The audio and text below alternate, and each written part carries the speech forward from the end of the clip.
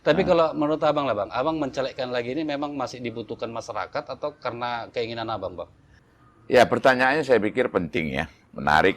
Karena ini periode pertama saya dan periode kedua dalam proses pencalonan ini. Ada agenda yang harus memang saya tuntaskan. Yang pertama adalah mengawal pembangunan ya SMK, sekolah. Ya sebenarnya termasuk SMA juga masih kurang. Tetapi karena di Bengkong ada 2 udah SMA, dan di Batu Ampar itu juga sudah ada 1 dan mau tambah 1 lagi. 2 lah ya saya kira. Tetapi SMK nggak ada. Nah gitu. Padahal Batu Ampar itu kita tahu adalah daerah industri Sipiat. Kemudian juga untuk daerah perkantoran, administrasi, termasuk juga pariwisata dan Bengkong.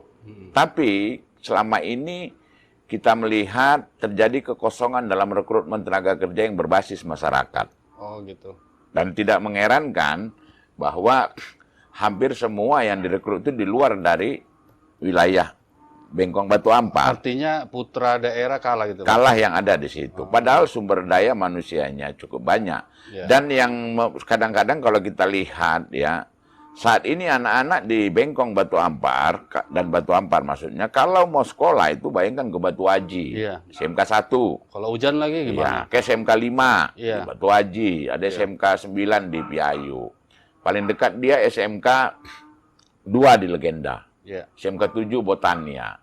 Nah, di samping memang keinginan masyarakat ke SMK tinggi, tapi memang ini harus menjadi prioritas dari pemerintah provinsi. Dan ini saya akan mengawal ini, itu dia. Dan yang kedua tentunya adalah yang saya hadapin sehari-hari, bagaimana masyarakat bisa mendapatkan akses kerja.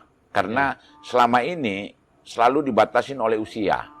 Oh gitu Bang ya. Padahal usia produktif itu masih sampai umur 40 bahkan 50. Tapi karena ada aturan-aturan seperti itu yang dibuat oleh perusahaan, dan ini terjadi pembiaran. Nah saya berharap pemerintah provinsi bisa ya berdialog dengan pemerintah pusat untuk membuat semacam aturan-aturan yang fleksibel dan ya sedikit khusus lah, agar ada kewenangan pemerintah Provinsi Kepri mengeluarkan sebuah aturan yang dalam bentuk perlindungan tenaga kerja lokal.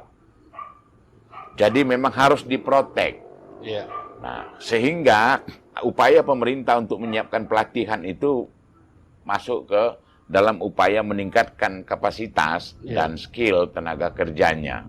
Di sisi lain, saya juga ingin mengawal agar semua program pelatihan yang berbasis masyarakat itu bersifat langsung. Jadi bukan hanya data-data yang diambil dari yang dilakukan oleh pusat, berdasarkan statistik dan lain sebagainya. Jadi mereka real lihat di daerah ini kebutuhannya apa. Misalnya Bengkong, Batu Ampar, Batu Aji, Sagulung, apa yang menjadi kebutuhan masyarakat dan apa yang menjadi bisa peluangnya.